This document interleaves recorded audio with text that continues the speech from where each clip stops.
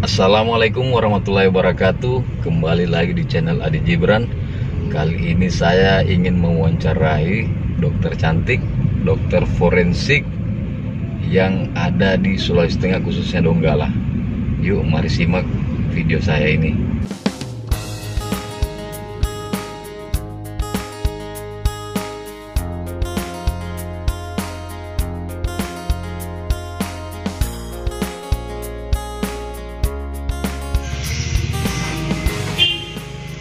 Oke, kita sudah sampai di Hotel Jasana.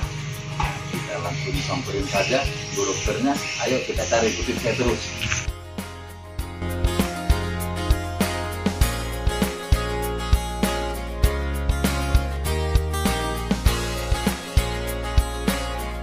Assalamualaikum Bu dokter. Waalaikumsalam warahmatullahi wabarakatuh. Gimana kabarnya Bu dokter? Baik, alhamdulillah. Hari ini saya sudah ketemu sama Ibu dokter. Nah, kita akan mewawancarai langsung saja. Ikuti terus, simak terus di channel Adi Gibran. Nah, sebenarnya saya penasaran dengan ilmu forensik nih, Ibu dokter. Makanya saya ingin mewawancarai langsung dengan juga permintaan pemirsa. Jadi bintang tamunya hari ini Ibu dokter. Nah, langsung saja perkenalkan Ibu dokter. Baik, terima kasih Pak Adi. Pagi ini saya kedatangan Pak Adi. Iya.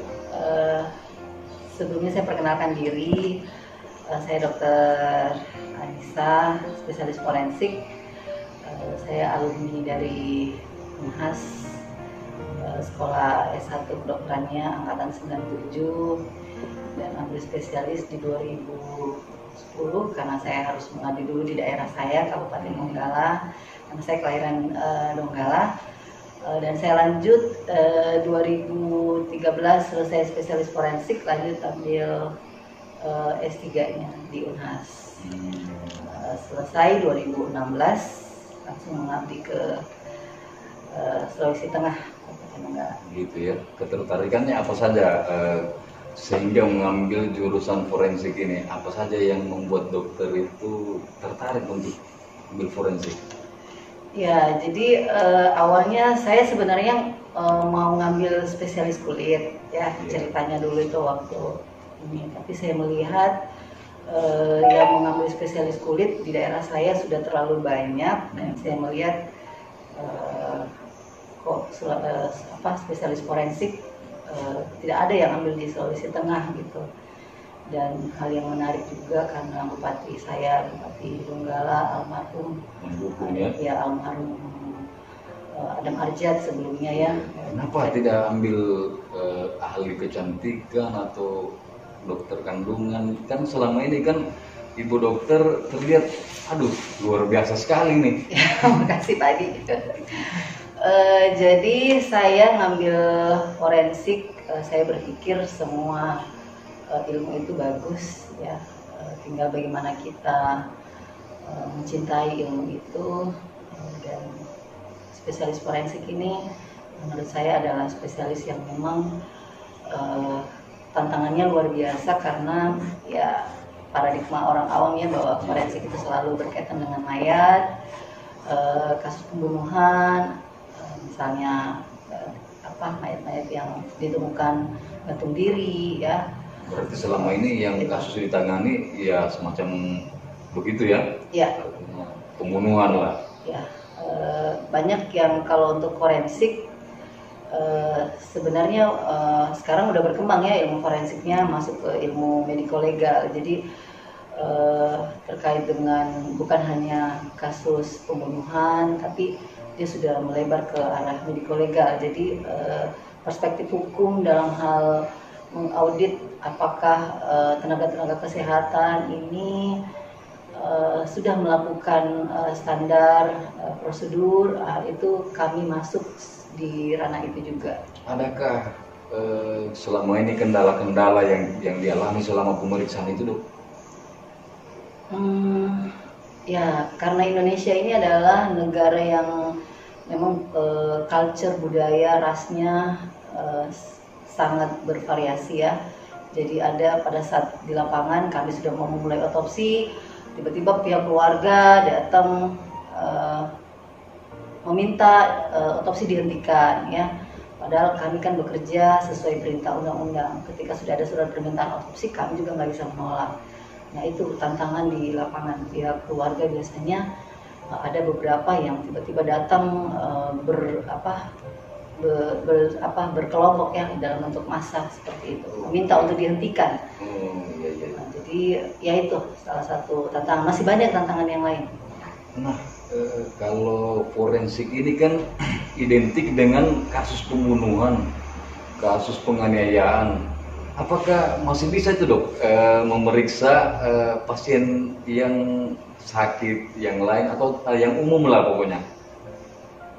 Iya, jadi kalau forensik ini kan ada juga namanya forensik klinik ya. Ada forensik patologi ya. Jadi kalau forensik klinik ya seperti yang tadi ditanyakan, kami tidak hanya memeriksa untuk korban mati, tapi kami juga korban hidup ya, ke rumah sakit misalnya kasus kekerasan perempuan dan anak, perkosaan. Kalau sakit-sakit yang lain dok masih bisa diperiksa enggak? Setiap dokter tuh punya kompetensi. Nah biasanya kalau sudah beraroma perspektif mediko-legal, beberapa dokter spesialis lain bila kasus itu akan berdampak ke hukum, biasanya akan dikonsultasikan ke kami.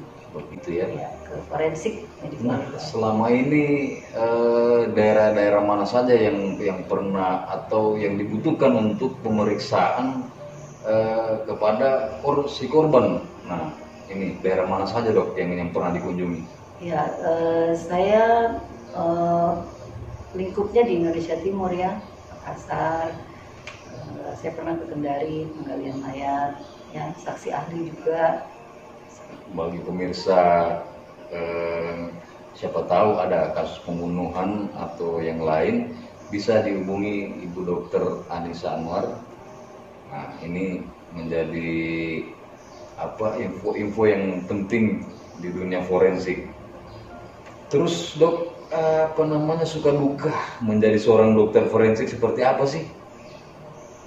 Ya, suka dukanya pasti ada ya setiap profesi, termasuk saya ya, ketika ada satu komunikasi baik kepada keluarga ataupun pendidik yang kami tidak sepaham dalam arti belum nyambung antara apa yang disampaikan dengan kami, karena kan kami perspektifnya tubuh ya, misalnya kalau kayak korban perspektifnya dia dalam keadaan berduka, dan di penyidik perspektifnya dia dalam proses penyidikan. Nah biasanya dalam komunikasi itu kami menemukan kendala-kendala, tapi alhamdulillah sampai sejauh ini masih bisa diatasi. Alhamdulillah ya. Kira-kira harapan apa terhadap pemerintah ke depan? Ya, karena forensik ini adalah ilmu yang memang langka ya. Bagaimana ilmu ini bisa menjadi pilihan bagi dokter-dokter muda, dokter umum ya yang sudah ngambil profesinya, bersemangat ngambil forensik, tentu harus ada dukungan dari pemerintah ya, misalnya menyiapkan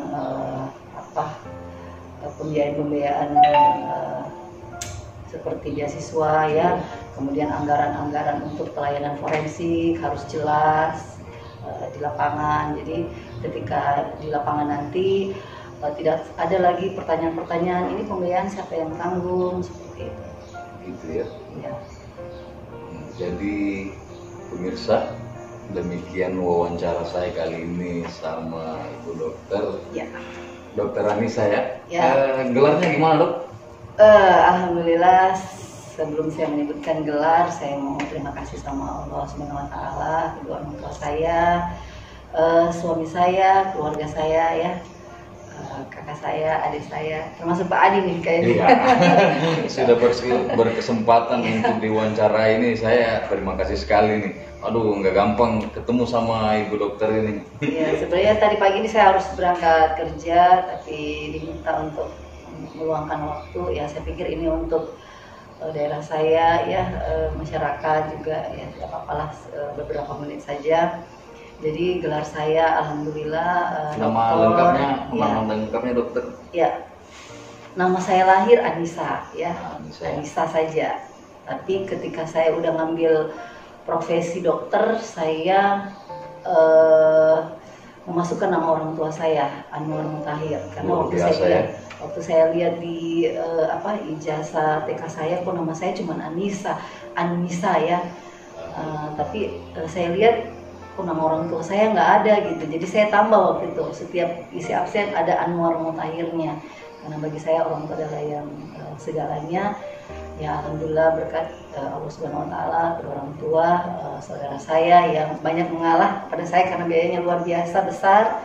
Jadi ya, jadi gelarnya dokter. Saya juga bertugas haji. Jadi waktu itu balik, alhamdulillah ya Indonesia ya biasa ada gelar hajinya. Anissa Anwar Mutahir, sarjana hukum, master kesehatan, spesialis forensik. Luar biasa ya, panjang sekali kalau saya di nama saya ini. Terima kasih, dan guru-guru saya di Unhas, terima kasih banyak buat semua guru-guru saya yang saya tidak bisa lagi sebut satu persatu semuanya. Saya ucapkan banyak terima kasih. Berpartisipasi ya. Ya, dan angkatan saya 97. 97 ya, sekolah ya. 97. Kalau kedokteran angkatan 2000. Di S1 kedokteran ya saya angkatan 97, selesai 2000,